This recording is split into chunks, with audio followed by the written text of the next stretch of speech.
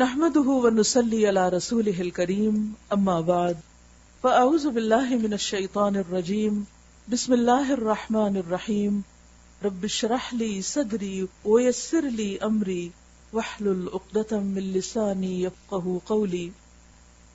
اللہ کا شکر ہے جس نے ہمیں قرآن مجید کو پڑھنے اور سمجھنے کا موقع عطا کیا۔ قرآن مجید کا پڑھنا اور سمجھنا، پڑھانا یہ دنیا کے کاموں میں سے ایک بہترین کام ہے۔ اللہ کے رسول صلی اللہ علیہ وسلم نے ارشاد فرمایا، خیرکم من تعلم القرآن وعلمہ، بہترین ہے تم میں سے وہ لوگ جو قرآن سیکھیں اور سکھائیں۔ تو تمام طالب علم جو قرآن کے طالب علم ہیں وہ اللہ کی نظر میں بہترین ہیں۔ اس کام کو معمولی نہ سمجھیے، اس کوشش کو معمولی نہ سمجھیے۔ ایک اور حدیث میں آتا ہے کہ قرآن مجید پڑھنے پڑھانے والے اللہ کے چنے ہوئے بندے ہیں۔ حدیث کے الفاظ کچھ یوں ہیں، قال رسول اللہ صلی اللہ علیہ وسلم ان للہ اہلین من الناس قالوا یا رسول اللہ من هم قال هم اہل القرآن اہل اللہ وخاصتہ۔ رسول اللہ صلی اللہ علیہ وسلم نے فرمایا کہ بے شک اللہ کے کچھ خاص بندے ہیں لوگوں میں سے۔ لوگوں نے پوچھا اللہ کے رسول صلی اللہ علیہ وسلم وہ کون ہیں؟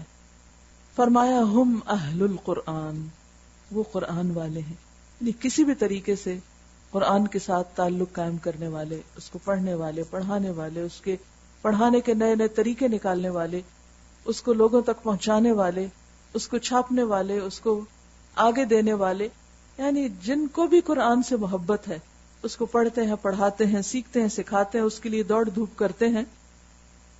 تو گویا وہ قرآن کے تعلق سے پہچانے جاتے ہیں، جن کی اسپیشلٹی قرآن ہو جاتی ہے، جو قرآن کے نام سے جانے جاتے ہیں۔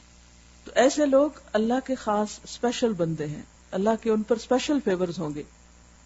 پھر اسی طرح یہ ہے کہ جب آپ علم سیکھنے کے لیے نکلتے ہیں تو سیکھنے اور سکھانے والوں کے لیے کائنات کی ہر چیز دعائیں کرتی ہے، حتیٰ کہ پانی کے اندر کی مچھلیاں بھی دعائیں کرتی ہیں۔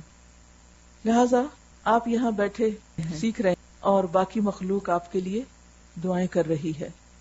ایک اور حدیث میں آتا ہے کہ قرآن مجید کی بکثرت تلاوت کرنے والا قیامت کے روز مقرب فرشتوں کے ساتھ کھڑا ہوگا، یعنی خاص مقام ہوگا اس کے کھڑے ہونے کا۔ صحیح مسلم کی روایت ہے۔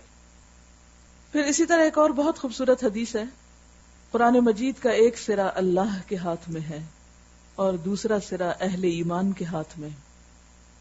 قرآن حبل اللہ المتین ہے نا، جس کے بارے میں قرآن مجید میں آتا ہے وَاعْتَصِمُوا بِحَبْلِ اللَّهِ جَمِيعًا، سب مل کر اللہ کی رسی کو مضبوطی سے پکڑ لو۔ تو یہ رسی کیا ہے؟ حدیث کے الفاظ میں یہ رسی قرآن مجید ہے۔ تو فرمایا کہ قرآن مجید کا ایک سرا یعنی اس کی رسی کا ایک حصہ اللہ کے ہاتھ میں ہے اور دوسرا سرا اہل ایمان کے ہاتھ میں۔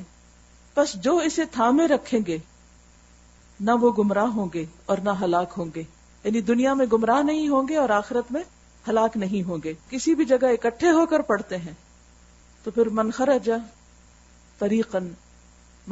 طریقا یلتمس فیہ علما سہل اللہ لہ طریقا الی الجنہ، جو علم کے راستے پر نکلتا ہے اللہ اس کے لیے جنت کا راستہ آسان فرما دیتے ہیں۔ اور پھر سب مل کر جہاں بیٹھتے ہیں ان پر اللہ سبحانہ تعالیٰ کی رحمت اور سکینت نازل ہوتی ہے۔ تو چلیے پارہ شروع کرتے ہیں۔ بسم اللہ الرحمن الرحیم۔ سیقول السفہاء من الناس من الناس ما واللہم عن قبلتهم التي كانوا عليها قل لله المشرق والمغرب يهدي من يشاء الى صراط مستقیم۔ نادان لوگ ضرور کہیں گے انہیں کیا ہوا کہ پہلے یہ جس قبلے کی طرف رخ کر کے نماز پڑھتے تھے اس سے یکا یک پھر گئے۔ اے نبی صلی اللہ علیہ وسلم ان سے کہو مشرق اور مغرب سب اللہ کے ہیں، اللہ جسے چاہتا ہے سیدھی راہ دکھا دیتا ہے۔ قبلے کی تبدیلی ایک چینج تھا، اور کہا جاتا ہے کہ چینج از ڈیتھ، چینج موت سے بھی زیادہ مشکل کام لگتا ہے۔ تبدیلی انسان کو اپنے لیے بھی اور اس کے آس پاس کے لوگوں کے لیے ناگوار گزرتی ہے۔ اسی لیے آپ دیکھیں کہ ہمیں اپنی سوچ چینج کرنے میں مشکل ہوتی ہے، اپنا لائف سٹائل چینج کرنے میں مشکل ہوتی ہے، اپنی فوڈ کی ایٹنگ ہیبٹس چینج کرنے میں مشکل ہوتی ہے. اور اس میں صرف مشکل اپنے اندر نہیں ہوتی، بہت سی مشکلیں باہر سے بھی آتی ہیں. جو ہمارے اندر کسی قسم کی تبدیلی دیکھتا ہے، مثلا قرآن مجید پڑھنے کے بعد آپ کے اندر جو تبدیلی آئے گی، آپ کے اندر اگر ٹھہراؤ آتا ہے، بات چیت میں فرق آتا ہے، معاملے میں تبدیلی آتی ہے، لباس میں تبدیلی آتی ہے، تو لوگ ضرور نوٹس کریں گے اور کیا کہیں گے، انہیں کیا ہو گیا، یہ چینج کیسا. تو بالکل اسی طرح جب نبی صلی اللہ علیہ وسلم کے لیے قبلہ کو چینج کیا گیا، کیونکہ آخری نبی کا قبلہ بیت المقدس نہیں بیت اللہ کعبہ تھا، تو اس وجہ سے لوگوں نے، اور خاص طور پر جو آپ کے مخالف تھے، انہوں نے اس چیز کو بہت عجیب انداز میں لیا اور باتیں بنانے لگے. اللہ سبحانہ وتعالیٰ ان باتیں بنانے والوں کو کہتے ہیں سیقول السفہاء، کہ یہ بے وقوف ہیں، یہ نادان ہیں، یہ لا علم ہیں. تو بعض اوقات ایسا ہوتا ہے کہ جب آپ کوئی کام کرتے ہیں اور سب سے مختلف طریقے پہ کرتے ہیں، عام روش اور ڈگر سے ہٹ کے کرتے ہیں، تو لوگ آپ کو چھوڑتے نہیں، وہ آپ پر باتیں بناتے ہیں اور آپ کو بے وقوف قرار دیتے ہیں. لیکن ایسا کرنے والے بعض اوقات خود نادانی کا ثبوت دے رہے ہوتے ہیں. تو سیقول السفہاء من الناس، الناس سے مراد یہاں اہل کتاب ہیں، منافقین ہیں، کہ جنہیں نبی صلی اللہ علیہ وسلم کا بیت اللہ کی طرف رخ کرنا ناگوار گزرا. تو اللہ سبحانہ وتعالیٰ فرماتے ہیں کہ آپ ان کو کیا کہیے، بہت لمبی چوڑی باتوں اور وضاحتوں کی ضرورت نہیں. قل للہ المشرق والمغرب، کہ مشرق اور مغرب تو اللہ ہی کے ہیں. یہ کون سی بڑی بات ہے؟ اصل بات تو اللہ کا حکم ہے کہ جس طرف وہ چاہے انسان اس طرف مڑ جائے. انسان کا دل ہر آن، ہر موقع پر، ہر جگہ اللہ ہی کی طرف مڑا رہنا چاہیے. جیسے کمپس کی سوئی، آپ اس کو کہیں بھی لے جائیں، وہ اس کی سوئی ایک خاص رخ پر ہی چلی جائے گی. بندہ مومن کا دل اللہ سبحانہ وتعالی کی محبت سے سرشار ہوتا ہے، وہ جدھر اللہ کا حکم ہوتا ہے ادھر ہی مڑتا چلا جاتا ہے. اس کے اندر کوئی تکبر، کوئی رکاوٹ، کوئی انا، کوئی مشکل نہیں ہوتی. اس لیے فرمایا قل للہ المشرق والمغرب، ہم تو اللہ کے اطاعت گزار ہیں. یہدی من یشاء الی صراط مستقیم، وہ جس کو چاہتا ہے سیدھے رستے کی طرف ہدایت دیتا ہے. اور اسی طرح تو ہم نے تمہیں ایک امت وسط بنایا ہے، بہترین امت.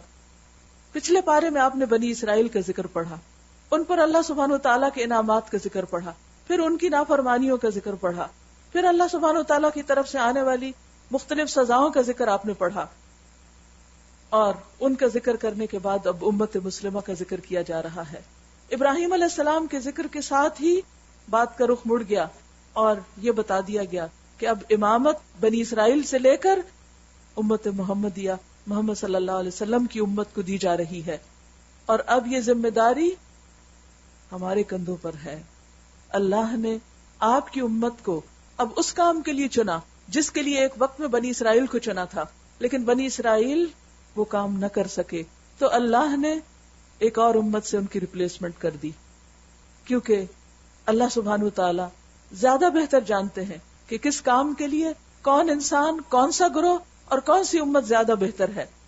اب بحیثیت امت کی ہماری کیا ذمہ داریاں ہیں اور ہمیں اپنی گھریلو زندگی میں، اپنی عبادات میں کس طرح ہونا چاہیے، ان سب باتوں کا اس بارے میں انشاءاللہ ذکر آئے گا.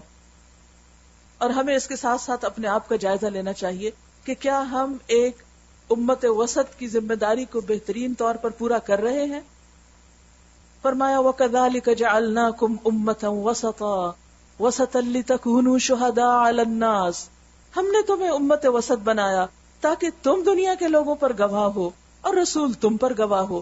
قیامت کے دن رسول اللہ صلی اللہ علیہ وسلم اس بات کے گواہ ہوں گے کہ جو پیغام انہوں نے لوگوں کو پہنچایا تھا اس کے بعد ان کی امت نے پہنچایا یا نہیں، اور پچھلی امتوں پر بھی گواہی دیں گے کہ ان کے رسولوں نے بھی پیغام پہنچایا یا نہیں. تو بات یہ ہے کہ جو ذمہ داری آج ہم پر ہے یہ اتنی آسان نہیں ہے کہ ہم امت وسط اور بہترین امت ہونے کا ٹائٹل تو حاصل کر لیں لیکن وہ کام نہ کریں جو بحیثیت امت ہم کو کرنے چاہیے، کیونکہ اس کے بارے میں پھر قیامت کے دن پوچھ ہوگی. فرمایا پہلے جس طرف تم رخ کرتے تھے، مزید قبلے کی تفصیل بتائی جا رہی کہ وجہ کیا ہوئی تبدیلی کی. اس کو تو ہم نے صرف یہ دیکھنے کے لیے قبلہ مقرر کیا، یعنی بیت المقدس کو نبی صلی اللہ علیہ وسلم نے 15-16 مہینے کے لیے مدینہ جا کر قبلہ مقرر کیا اللہ کے حکم سے کہ کون رسول کی پیروی کرتا ہے اور کون الٹا پھرا جاتا ہے. وہ تو ایک ٹیسٹ تھا. یہ معاملہ تھا تو بڑا سخت، مگر ان لوگوں کے لیے کچھ بھی سخت ثابت نہ ہوا جو اللہ کی ہدایت سے فیض یاب تھے. اللہ تمہارے اس ایمان کو ہرگز ضائع نہ کرے گا. یعنی تم نے وہ نمازیں جو اس قبلے کی طرف منہ کر کے پڑھی وہ ضائع نہیں جائیں گی، کیونکہ وہ بھی اللہ ہی کا حکم تھا. تو اس سے پتہ چلتا ہے کہ اصل بات اللہ کا حکم ہوتی ہے، اور اللہ تعالیٰ کو ہماری عبادت کی تو ضرورت نہیں. ہمارے سجدے سے کوئی فرق نہیں پڑتا، اسے کوئی فائدہ نہیں. ہمارے حج کرنے سے اس کا کوئی فائدہ نہیں. یہ سب کچھ کیا ہے؟ دراصل ہمارے فائدے کے لیے ہے. اور دوسرا یہ کہ ہمارا امتحان ہے کہ ہم اس کی بات مانتے ہیں یا نہیں. جب اذان کی آواز آتی ہے، پکار آتی ہے، تو ہم اٹھتے ہیں یا نہیں، اس کے آگے جھکتے ہیں یا نہیں. جب وہ ہمیں اپنے مال خرچ کرنے کو کہتا ہے تو کیا ہم اپنے مال اس کی راہ میں خرچ کرتے ہیں یا نہیں. تو یہ جتنے بھی عبادت کے جو بھی مظاہر ہیں، جو بھی شاعر ہیں، جو بھی ریچولز ہیں، یہ دراصل اس بات کی علامت ہے کہ جب ہمارا رب ہمیں بلاتا ہے تو ہم حاضر ہو جاتے ہیں اور ہم ادھر ادھر مڑتے چلے جاتے ہیں. تو یہ چین جو تھا اور یہ جو مڑنا تھا اور یہ جو گھومنا تھا، یہ دراصل اللہ کے حکم کے تابع تھا. ان اللہ بالناس لرؤوف الرحیم، یقین جانو کہ وہ لوگوں کے حق میں نہایت شفیق و رحیم ہے. یہ تمہارے منہ کا یعنی نبی صلی اللہ علیہ وسلم کا بار بار آسمان کی طرف اٹھنا ہم دیکھ رہے ہیں، کیونکہ آپ کو انتظار تھا کہ آخری نبی کے قبلے کا وعدہ یہی کیا گیا تھا کہ وہ خانہ کعبہ ہوگا. تو آپ انتظار کر رہے تھے کہ کب حکم ملتا ہے. اور اس قبلے کی تبدیلی اصل میں سمبل تھا کس بات کا؟ کہ اب لیڈرشپ کا رول تبدیل ہو گیا ہے، بنی اسرائیل سے امت محمدیہ کو شفٹ ہو گیا ہے. لو ہم اسی قبلے کی طرف تمہیں پھیرے دیتے ہیں جسے تم پسند کرتے ہو، یعنی بیت اللہ. مسجد حرام کی طرف رخ پھیر دو. حرام کا معنی ہے حرمت والی، عزت والی، کیونکہ اردو میں ذرا حرام کا لفظ بہت اچھے معنوں میں استعمال نہیں ہوتا. اب جہاں کہیں تم ہو اسی کی طرف منہ کر کے نماز پڑھا کرو. دنیا میں کہیں بھی جاؤ اپنے قبلے کو نہ چھوڑو، اپنے مرکز کو نہ چھوڑو. یہ لوگ جنہیں کتاب دی گئی تھی خوب جانتے ہیں کہ تحویل قبلہ کا یہ حکم ان کے رب ہی کی طرف سے ہے اور برحق ہے، مگر اس کے باوجود یہ جو کچھ کر رہے ہیں اللہ اس سے غافل نہیں. یعنی اہل کتاب کو پہلے سے یہ بات پتا تھی، اب یہ باتیں کیوں بنا رہے ہیں؟ یہ تو انڈرسٹوڈ تھا کہ یہ تبدیلی ہوگی. تم ان اہل کتاب کے پاس خواہ کوئی نشانی لے آؤ، ممکن نہیں کہ یہ تمہارے قبلے کی پیروی کرنے لگیں، اور نہ تمہارے لیے یہ ممکن ہے کہ ان کے قبلے کی پیروی کرو. یہاں سے جب مرکز الگ ہوئے، گول الگ ہوئے، تو راہیں بھی جدا ہو گئی اور دونوں امتیں الگ الگ ہو گئیں. اور ان میں سے کوئی گروہ بھی یعنی یہود اور نصارہ میں سے کوئی گروہ بھی دوسرے کے قبلے کی پیروی کے لیے تیار نہیں. یعنی یہ اہل کتاب تو باہم خود بھی متفق نہیں، کہاں یہ کہ تم سے بھی یہ تقاضا کرتے ہیں کہ تم اس کی طرف رخ کرو. اور اگر تم نے اس علم کے بعد جو تمہارے پاس آ چکا ہے ان کی خواہشات کی پیروی کی تو یقیناً تمہارا شمار ظالموں میں ہوگا. نبی صلی اللہ علیہ وسلم سے کہا جا رہا ہے کہ علم آنے کے بعد پھر ان نادان لوگوں کی باتوں پہ نہیں چلنا. بات یہ ہے کہ انسان ہر ایک کو خوش نہیں کر سکتا، لیکن اسے ہمیشہ اصول پر قائم رہنا چاہیے. جو بھی حق ہو، جو بھی سچ ہو، اس کو پکڑ لینا چاہیے، چاہے وہ کڑوا ہو، چاہے اس میں مشکل آئے، کیونکہ اصل میں انسان کا بھلا اور فائدہ اسی میں ہے. ورنہ تو نبی صلی اللہ علیہ وسلم سے بھی کہہ دیا گیا کہ اگر علم آنے کے بعد ان کو راضی کرنے اور ان کو خوش کرنے کے لیے اپنے طریقوں کو بدل لیا، اللہ کے حکم کی پیروی نہ کری، تو پھر آپ بھی نہیں بچ سکیں گے. الذین آتیناہم الکتاب یعرفونہ، جن لوگوں کو ہم نے کتاب دی ہے وہ اس مقام کو جسے قبلہ بنایا گیا ہے ایسے پہچانتے ہیں جیسے اپنی اولاد کو پہچانتے ہیں. اسی طرح نبی صلی اللہ علیہ وسلم کو بھی وہ اسی طرح پہچانتے تھے جیسے اپنے بچوں کو پہچانتے ہیں. مگر ان میں سے ایک گروہ جانتے بوجھتے حق کو چھپا رہا ہے. یہ قطعی ایک امر حق ہے تمہارے رب کی طرف سے، لہٰذا اس کے متعلق تم ہرگز کسی شک میں نہ پڑو، کیونکہ جب انسان کو کسی بات پر یقین آ جاتا ہے تو اس کے عمل میں پائیداری آ جاتی ہے، استقامت آ جاتی ہے. ہر ایک کے لیے ایک رخ ہے، ہر شخص کسی نہ کسی ڈائریکشن میں دوڑا چلا جا رہا ہے، ہر شخص کا کوئی نہ کوئی قبلہ ہے، ہر ایک کے لیے ایک رخ ہے جس کی طرف وہ مڑتا ہے. بس تم بھلائیوں کی طرف سبقت کرو جہاں بھی تم ہوگے اللہ تمہیں پالے گا، اس کی قدرت سے کوئی چیز باہر نہیں. یعنی اگر تم نے کوئی aim of life, target, purpose, goal, کوئی بھی چیز بنانا ہے تو پھر کیا کرو، وہ کوئی اچھا کام ہو جس کی طرف تم دوڑ دوڑ کر جاؤ. ہم سب کو بھی سوچنا چاہیے کہ ہمارا وہ رخ کون سا ہے، ہمارا وہ قبلہ کون سا ہے، وہ کون سی ایسی چیز ہے کہ جس کی طرف ہم بار بار پلٹتے ہیں. ہم کھانا کھاتے ہیں تو دوڑتے ہیں اس کی طرف، ہم باہر سے آتے ہیں تو دوڑتے ہیں اس کی طرف، ہم کہیں ہوتے ہیں دنیا میں تو دوڑتے ہیں اس کی طرف. وہ کون سا ایک ون سنگل پرپز یا ایم ان لائف ہے، یا کون سا میرا ایک ایسا پیشن ہے کہ جس کے لیے میں اسٹرگل کر رہا ہوں. وہ کون سی چیز ہے جو باقی ہر چیز پر اہمیت رکھتی ہے، پرائرٹی نمبر 1 ہے، جس کو میری زندگی میں خیر کی حیثیت حاصل ہے. کیونکہ جو بھی ہو وہ بھلائی ہو، فاستبقوا الخیرات، وہ خیر ہی ہو اور اسی کی طرف دوڑو. وہ کچھ بھی ہو سکتا ہے لیکن there should be some meaning in your life, some purpose there. آپ دیکھیے کہ ایٹم کا بھی نیوکلس ہوتا ہے، the smallest thing in this world، اس کا بھی ایک نیوکلس ہے اور اس کے ارد گرد الیکٹران پروٹون حرکت کر رہے ہیں. تو ہر چیز کو ایک نیوکلس چاہیے ہوتا ہے. اگر ایٹم کو ضرورت ہے تو پھر کیا انسان کو ضرورت نہیں کہ اس کا ایک سینٹرل پوائنٹ ہو جس کے گرد اس کی ساری ایفرٹ گھومے. اوپر آسمان کے تو اللہ ہے اور زمین پر اس کا گھر ہے جس میں 5 وقت پورے گلوب پر سے دنیا میں انسانوں کو اس کی طرف رخ کرنے کے لیے کہا گیا. اسی طرح یہ تو بڑے پیمانے پر بحیثیت امت کے ہمارا ایک سینٹر ہے، لیکن ہر انسان کی زندگی کا بھی کوئی سینٹر پوائنٹ ہونا چاہیے جہاں پر اس کی ساری کوششیں مرکوز ہوں کہ مرنے کے بعد جب وہ اللہ کے پاس جائے تو اس کے پاس کوئی چیز ہو دکھانے کے لیے کہ یا رب میں نے اپنی زندگی اس کام میں گزاری.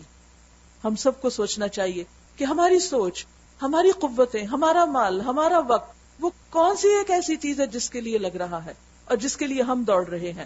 فرمایا لِكُلٍّ وِجْهَةٌ هُوَ مُوَلِّيهَا فَاسْتَبِقُوا الْخَيْرَاتِ أَيْنَمَا تَكُونُوا يَأْتِ بِكُمُ اللَّهُ جَمِيعًا إِنَّ اللَّهَ عَلَى كُلِّ شَيْءٍ قَدِيرٌ. تمہارا گزر جس مقام سے بھی ہو وہیں سے اپنا رخ نماز کے وقت مسجد حرام کی طرف پھیر دو، کیونکہ یہ تمہارے رب کا بالکل برحق فیصلہ ہے اور اللہ تم لوگوں کے اعمال سے بے خبر نہیں ہے.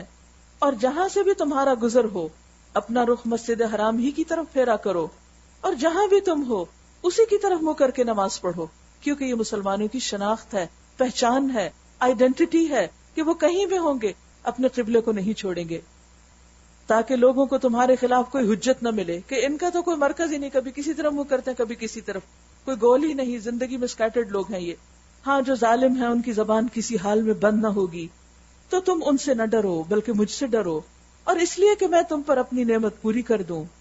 بات یہ ہے کہ اگر اللہ کا ڈر بندے میں آ جائے تو ہر ایک کا ڈر نکل جاتا ہے، ورنہ انسان 100 چیزوں سے ڈرتا ہے اور یہ ڈر انسان کو کھوکھلا کر دیتا ہے اور انسان کو کسی کام کو نہیں چھوڑتا.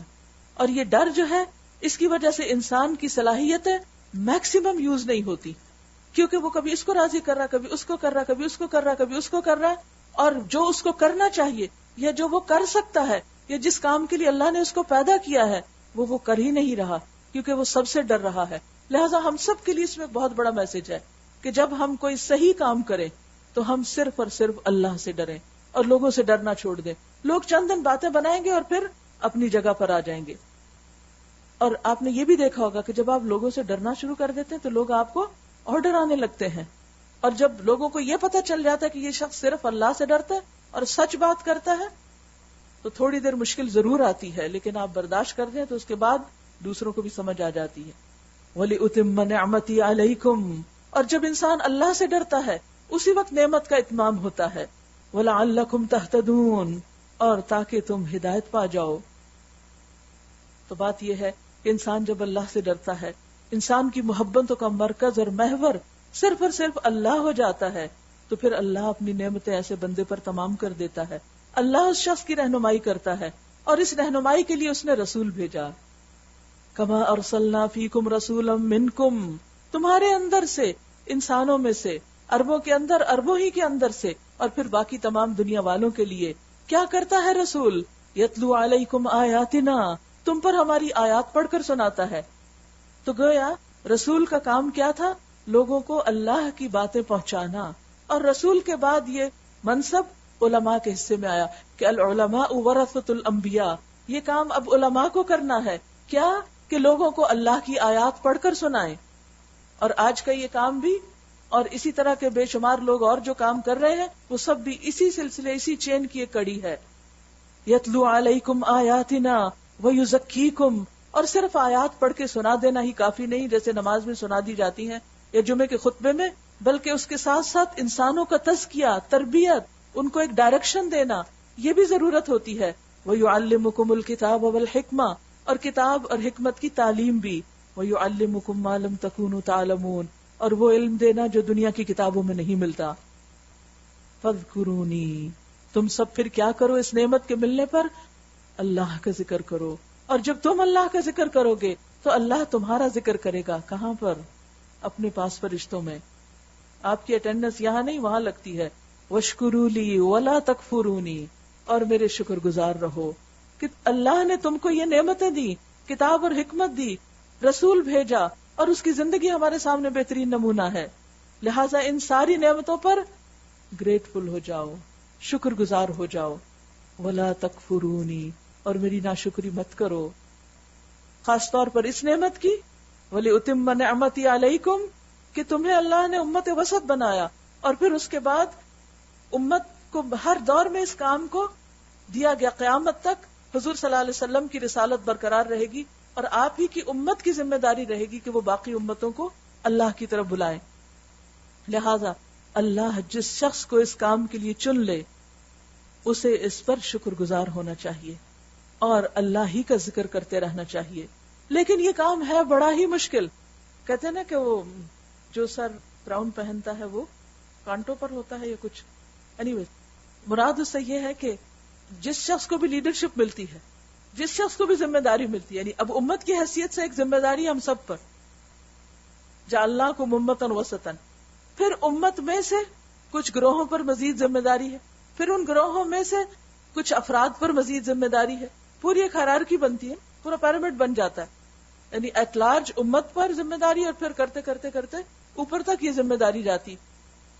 تو جب کوئی ذمہ داری کسی پر پڑتی ہے تو جہاں ایک طرف وہ آنر ہوتا ہے، ایک نعمت ہوتی ہے اللہ کی، وہاں دوسری طرف بہت بڑی سخت آزمائش بھی ہوتی ہے، اس کو نبھانا مشکل بھی ہوتا ہے. لہٰذا پھر کرنا کیا چاہیے؟ یا ایھا الذین آمنوا، اے لوگو جو ایمان لائے ہو، استعینوا بالصبر والصلاۃ، صبر اور نماز سے مدد مانگو. کس سے؟ جس نے یہ ذمہ داری ڈالی. اب دیکھیے کہ امت کی تعداد تو لاکھوں کروڑوں میں ہے، ملینز میں ہے، بلینز میں ہے، لیکن اس میں سے کتنے ہیں جو یہ کام کر رہے ہیں جس کے لیے اللہ نے آخری رسول ہم نے بھیجا تھا؟ بہت چند، بہت کم، بالکل چند ایک لوگ. اور وہ بھی جو کر رہے ہیں ان کی کوالٹی کیا ہے؟ کیوں نہیں کرتے یہ کام؟ وجہ کیا ہے؟ اس راہ کی مشکلات. سب سے زیادہ مشکلات پیغمبروں پر آئیں، اور پھر اس کے بعد ان لوگوں پر آئیں جو پیغمبروں کے اس راستے پر چلے. اب دیکھیے کہ اس کام کے لیے اللہ کچھ لوگوں کو کیسے چنتا ہے، ان کے دل میں بات ڈال دیتا ہے کہ کس طریقے پر انہوں نے لوگوں کی رہنمائی کرنی ہے، جیسے رہنمائی رسولوں نے کی اور خاص طور پر محمد صلی اللہ علیہ وسلم نے کی. جب اللہ تعالیٰ وہ بات لوگوں کے دل میں ڈال دیتا ہے، مثلا آپ کا کوئی آئیڈیا ہوتا ہے، آپ کا کوئی ڈریم ہوتا ہے امت کی خدمت کا، لوگوں کی خدمت کا، اور صرف امت کی نہیں بلکہ ایٹ لارج پوری انسانیت کی خدمت کا، تو پھر اس کا مطلب یہ ہے کہ اللہ نے اگر آپ کو الہام کیا ہے کوئی بھی انوکھا طریقہ تو آپ پر اب ذمہ داری آ گئی ہے، کیونکہ نبوت تو ختم ہو گئی ہے، نبی تو اب نہیں آئیں گے، اب تو لوگ ہی اٹھیں گے. اور لوگوں میں سے کون اٹھیں گے؟ جن کے دل میں اللہ ڈالے گا وہ اٹھیں گے اور اس کام کو کریں گے. لیکن جب کریں گے تو انتہائی مشکلات کا شکار ہوں گے. جب مشکلات کا شکار ہوں گے تو انہیں چاہیے کہ بندوں پر ڈیپینڈ نہ کریں بلکہ اللہ کی طرف رجوع کریں. یا ایھا الذین آمنوا استعینوا بالصبر والصلاۃ ان اللہ مع الصابرین. اللہ کی مدد صبر کرنے والوں کے ساتھ ہے. بس تھوڑی سی دیر ہے، کیونکہ ہوتا کیا ہے کہ جب مشکلات حد سے بڑھ جاتی تو وہیں سے آسانی شروع ہو جاتی. اصل میں تو ٹیسٹ ہوتا ہے، امتحان ہوتا ہے کہ ہم کرتے کیا ہیں اور کہاں تک ٹیسٹ ہوگا، حتیٰ کہ شاید کبھی جان بھی دینی پڑ جائے. ولا تقولوا لمن يقتل في سبيل الله اموات، اور جو لوگ اللہ کی راہ میں مارے جائیں انہیں مردہ نہ کہو، وہ تو مر کے بھی زندہ رہتے ہیں کیونکہ انہیں اللہ کی خاطر جان دی. اگر جان دینے والوں کا یہ اجر ہے تو کچھ اور دینے والوں کا اجر نہیں ہوگا؟ ایسے لوگ تو حقیقت میں زندہ ہیں. کچھ لوگ جان دے کے زندہ ہوتے ہیں، کچھ کتابیں لکھ کے زندہ رہ جاتے ہیں، کچھ اور دین کا کام کر کے زندہ ہوتے ہیں. امام بخاری دنیا سے جا چکے ہیں، اگرچہ میدان جنگ میں شہادت نہیں ملی تھی، لیکن اپنی کتاب کی وجہ سے، اپنے کام کی وجہ سے کیا آج وہ زندہ نہیں؟ اور اسی طرح بے شمار علماء امت، بے شمار خادم دین، وہ سب زندہ ہیں اپنے کاموں اور کارناموں کی وجہ سے. تو ایسے لوگ جو جان دے کر چلے جائیں اللہ کے راستے میں، انہیں تم مردہ نہ کہو، وہ زندہ ہیں مگر تمہیں ان کی زندگی کا شعور نہیں ہوتا. اور ہم ضرور تمہیں خوف و خطر، فاقہ کشی، جان و مال کے نقصانات اور آمدنیوں کے گھاٹے میں مبتلا کر کے تمہاری آزمائش کریں گے. یہ مصائب خمسہ ہیں، اللہ نے پہلے سے وارننگ دے دی، یہ مصیبتیں تو آئیں گی ہی آئیں گی، تیار رہو ان کے لیے. وَلَنَبْلُوَنَّكُمْ، لام بھی تاکید کا، نون مشدد بھی تاکید کا. وَلَنَبْلُوَنَّكُمْ، ضرور ضرور تم کو آزمائیں گے، امتحان لیں گے تمہارا.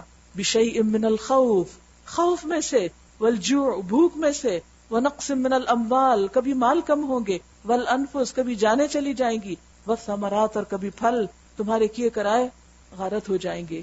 وَبَشِّرِ الصَّابِرِينَ، ایسے میں بھی خوشخبری دے دو صبر کرنے والوں کو کہ جن کی محنتیں اور جن کی کوششیں ان کی آنکھوں کے سامنے بظاہر رائے گاں گئی لیکن اللہ کے ہاں محفوظ ہو گئیں، وہاں ضائع نہیں ہوئی. اور بات یہ کہ اللہ کیوں آزماتا ہے؟ پکا کرنے کے لیے نا، مزید کام کرنے کے لیے. آپ کچی مٹی کا گھر بنائے تو اس کی اور بات ہے، پکی کا بنائے تو اور ہوگا، کنکریٹ کا بنائے تو اس کا نتیجہ کچھ اور ہوگا. تو اب کنکریٹ بننے کے لیے تو کئی مرحلوں سے گزرنا پڑتا ہے. گرینائٹ جو ہے وہ عام مٹی سے تو مختلف ہے، آپ مٹی کا بھی ایک سلیب بنا کے رکھ سکتے ہیں لیکن وہ کتنے دن چلے گا. تو اللہ کو اپنے کام کے لیے کیسے لوگ چاہیے؟ کچی مٹی کے بنے ہوئے نہیں، کنکریٹ جیسے راکس چاہیے. اور راک بننے کے لیے پھر انسان کو مختلف مشکلات سے گزرنا پڑتا ہے. الذین اذا اصابتهم مصیبۃ قالوا انا للہ وانا الیہ راجعون، کہ جب ان پر کوئی مصیبت پڑے تو کہیں کہ ہم اللہ ہی کے ہیں اور اللہ ہی کی طرف ہمیں پلٹ کر جانا ہے. کچھ لوگ مصیبت آنے پر ناراض ہوتے ہیں، کچھ لوگ صبر کرتے ہیں اور کچھ لوگ شکر کرتے ہیں. یہ تین درجے ہوتے ہیں. ناراض ہونے والے اپنے کیے کا حصہ پاتے ہیں، صبر کرنے والے اجر پاتے ہیں، اور شکر کرنے والے اللہ کے مقرب بن جاتے ہیں. وہ مشکل میں کیوں شکر کرتے ہیں کہ شکر ہے اس سے زیادہ بھی آ سکتی تھی. وہ اس لیے شکر کرتے ہیں کہ اللہ نے ہمیں چنا ہے اور اللہ ہم سے اب کوئی بہتر کام لے گا، اس سے زیادہ بڑا کام لے گا. کیونکہ آپ بڑا کام کر ہی نہیں سکتے جب تک آپ کے اندر مضبوطی نہیں آتی، اور مضبوطی آ نہیں سکتی جب تک آپ مشکلات سے گزرتے نہیں. اولئک علیہم صلوات من ربہم ورحمہ، ایسے ہی لوگوں پر اپنے رب کی طرف سے نوازشیں ہیں اور رحمت ہے. واولئک ھم المہتدون، اور ایسے ہی لوگ سیدھے راستے پر ہیں. مشکلات کا ذکر آیا تب اس خاتون کی نشانیوں کا ذکر ہے جس نے اللہ کی خاطر ایک ویرانے میں، ایک صحرا میں، ایک بچے کے ساتھ، تھوڑے سے پانی اور کھجوروں کے ساتھ رہنا گوارا کر لیا تھا. اسے پتا تھا یہاں کوئی مارکیٹ نہیں، اسے پتا تھا یہاں کوئی پانی نہیں، لیکن کس لیے یہ سب قبول کیا؟ کہ اللہ کا حکم ہے. میرا اشارہ ہے حضرت ہاجرہ کی طرف کہ جنہوں نے بلکتے بچے کے لیے پانی کی تلاش میں صفا اور مروہ کے چکر کاٹے. تو کس طرح اللہ سبحانہ و تعالیٰ نے ان کی کوششوں کو قبول فرمایا اور آج ان کو شاعر اللہ کہا. آج بڑے بڑے مرد حضرات ان کے بیچ میں دوڑ رہے ہوتے ہیں. یہ سنت کس نے شروع کی تھی؟ ایک عورت نے شروع کی تھی. ان الصفا والمروۃ من شعائر اللہ، بے شک صفا اور مروہ اللہ کی نشانیاں ہیں، اللہ کی نشانیوں میں سے ہیں. لہٰذا جو شخص بیت اللہ کا حج یا عمرہ کرے اس کے لیے کوئی گناہ کی بات نہیں کہ ان دونوں پہاڑیوں کے درمیان صحیح کر لے، کیونکہ بعد میں اس پہ بت رکھ دیے گئے تھے تو مسلمانوں کو تھوڑی جھجک ہوتی تھی کہ پتہ نہیں ابھی ہمیں یہ کام کرنا ہے یا نہیں. تو اللہ نے فرمایا نہیں، یہ سنت کو تو جاری رکھنا ہے. اور جو برضا اور رغبت کوئی بھلائی کا کام کرے، اللہ کو اس کا علم ہے، لوگوں کو نہیں پتا، اللہ کو پتا ہے. وَمَن تَطَوَّعَ خَيْرًا فَإِنَّ اللَّهَ شَاكِرٌ عَلِيمٌ، اللہ اس کی قدردانی کرنے والا ہے، وہ جانتا ہے. ان الذین یکتمون ما انزلنا من البینات والہدی، جو لوگ ہماری نازل کی ہوئی روشن تعلیمات اور ہدایات کو چھپاتے ہیں، یعنی لوگوں تک نہیں پہنچاتے. اس حال میں کہ ہم انہیں سب انسانوں کی رہنمائی کے لیے اپنی کتاب میں بیان کر چکے ہیں. یعنی اللہ کی کتاب میں جو کچھ آیا ہے اسے کہاں جانا چاہیے؟ شلفوں کے اندر بند کر کے رکھ دینا چاہیے؟ نہیں، اسے لوگوں تک جانا چاہیے. لیکن جو لوگ نہیں پہنچاتے، ڈر سے یا سستی سے یا کسی بھی وجہ سے، اور خاص طور پر اسے ڈر کے مارے چھپا لیتے ہیں کہ اگر یہ لوگوں کو بتایا تو شامت آ جائے گی، یا یہ کہ بڑا مشکل راستہ ہے یہ، اس لیے ہم تو کر نہیں سکتے. فرمایا کہ یقین جانو کہ اللہ بھی ان پر لعنت کرتا ہے اور تمام لعنت کرنے والے بھی ان پہ لعنت بھیجتے ہیں. وہ ایسے لوگ پھر اللہ کی رحمت سے محروم ہو جاتے ہیں. بنی اسرائیل نے یہی تو کیا تھا کہ حق ان کے پاس آیا لیکن انہوں نے حق کو چھپا لیا، محمد صلی اللہ علیہ وسلم کو اکنالج نہیں کیا، قرآن کو نہیں مانا. البتہ جو اس روش سے باز آ جائیں اور اپنے طرز عمل کی اصلاح کر لیں اور جو کچھ چھپاتے تھے اسے بیان کرنے لگیں، ان کو میں معاف کر دوں گا اور میں بڑا درگزر کرنے والا اور رحم کرنے والا ہوں. جن لوگوں نے کفر کا رویہ اختیار کیا اور کفر ہی کی حالت میں جان دے دی، ان پر اللہ اور فرشتوں اور تمام انسانوں کی لعنت ہے. اسی لعنت زدگی کی حالت میں وہ ہمیشہ رہیں گے، یعنی اللہ کی رحمت سے محروم. نہ ان کی سزا میں تخفیف ہوگی اور نہ پھر انہیں کوئی دوسری مہلت دی جائے گی. لیکن سوچئے کہ لوگ کفر میں کیوں مرتے ہیں؟ اس لیے کہ پیغام نہیں پہنچتا. تو اگر ان کی یہ پکڑ ہے تو پیغام چھپانے والوں کی کچھ نہیں. وَإِلَٰهُكُمْ إِلَٰهٌ وَاحِدٌ لَا إِلَٰهَ إِلَّا هُوَ لَا إِلَٰهَ إِلَّا هُوَ الرَّحْمَٰنُ الرَّحِيمُ. تمہارا خدا ایک ہی خدا ہے، اس رحمان اور رحیم کے سوا کوئی اور خدا نہیں. اس حقیقت کو پہچاننے کے لیے اگر کوئی نشانی اور علامت درکار ہے تو جو لوگ عقل سے کام لیتے ہیں ان کے لیے ان فی خلق السماوات والارض، ان کے لیے آسمانوں اور زمین کی ساخت میں، رات اور دن کے پیہم ایک دوسرے کے بعد آنے میں، ان کشتیوں میں جو انسان کے نفع کی چیزیں لیے ہوئے دریاؤں اور سمندروں میں چلتی پھرتی ہیں، بارش کے اس پانی میں جسے اللہ اوپر سے برساتا ہے، پھر اس کے ذریعے زمین کو زندگی بخشتا ہے اور اپنے اسی انتظام کی بدولت زمین میں ہر قسم کی جاندار مخلوق کو پھیلا دیتا ہے، ہواؤں کی گردش میں اور ان بادلوں میں جو آسمان و زمین کے درمیان تابع فرمان بنا کر رکھے گئے ہیں. بے شمار نشانیاں ہیں. تو بات یہ ہے کہ اگر لوگوں کو خود اپنے اندر توحید کا سبق پختہ کرنا ہے یا دوسروں کے اندر پختہ کرنا ہے تو پھر اس کے لیے کیا ضروری ہے کہ اللہ کی تخلیق میں غور کرو اور ان تمام نشانیوں پر غور و فکر کرو، تو تم اللہ کو پالو گے، تم اس کو پہچان لو گے. لیکن اس کے باوجود بھی کہ اتنے کھلی کھلی نشانیاں ہر طرف موجود ہیں پھر بھی لوگوں کو نظر نہیں آتی. لگتا ہے آنکھوں پر پٹی پڑی ہوئی ہے، پٹی بندھی ہوئی ہے. نہ اتنا بلند آسمان نظر آتا ہے کہ جس کے کوئی پلرز نہیں ہیں، نہ یہ پھیلی ہوئی زمین نظر آتی ہے، نہ زمین کے اندر پائے جانے والے خزانے نظر آتے ہیں، اور نہ یہ ہواؤں کی گردش. آپ کے پاس بھی ایسا پروگرام ہوگا کہ جس میں ویدر بتاتے ہیں اور پھر یہ کہ آج ونڈ کس طرف کو چل رہی ہے اور اس کی سپیڈ کیا ہے. مجھے اس کو دیکھنے میں بہت انٹرسٹ ہوتا ہے. میں سوچتی ہوں کہ اچھا آج ویسٹ کی ہے، آج ایسٹ کی ہے، آج اس طرف ہے، آج اتنے کلومیٹر اس کی رفتار یہ ہے، اور آج اس کی یہ کون سیٹ کر رہا ہے، یہ کہاں سے کنٹرول ہو رہا ہے. ایک دن ہوا کا رخ ایک ہوتا ہے، دوسرے دن بدل جاتا ہے. کون یہ چینجز لاتا ہے؟ کوئی انسان تو نہیں. دنیا میں تو کہیں کوئی ایسا ویدر آفس نہیں کہ جو اس کو کنٹرول کر رہا ہو، یا کوئی ٹاور ایسا ہو کہ جس سے سب ہواؤں کو ڈائریکشن دی جا رہی ہو کہ اب آپ ادھر نہیں ادھر چلیں.